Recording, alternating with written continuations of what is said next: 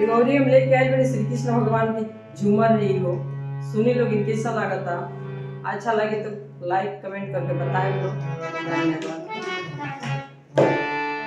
ए बगिया में आईनी भगवान ए हलुवैया बनके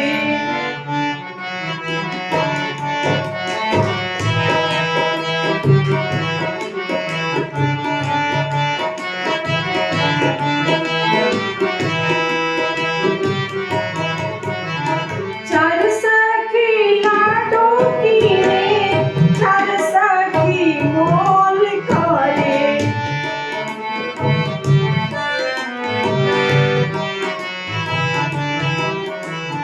चार सखी आरती उतारे श्री कृष्णा जी के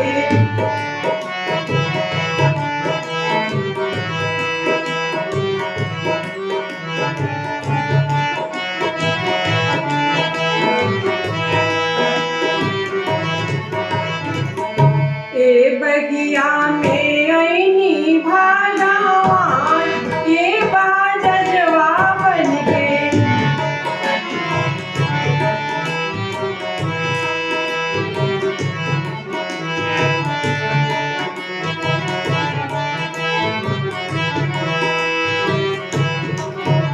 चार सखी साड़ी कीने चार सखी मोल करे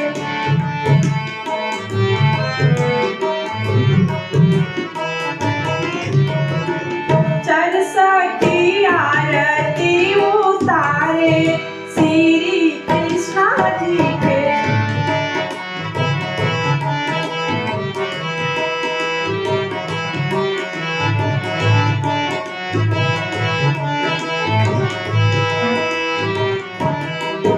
ए बगिया में आईनी भगवान ए बगिया में आईनी भगवान ए चूड़ी हरवा बनके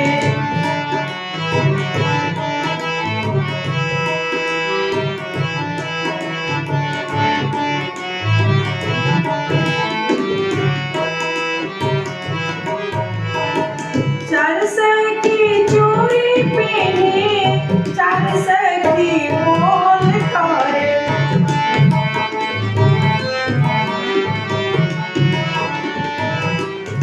चार सखी आरती उतारे श्री कृष्णा जी के चार सखी आरती उतारे श्री कृष्णा जी के चार सखी आरती उतारे श्री कृष्णा जी के।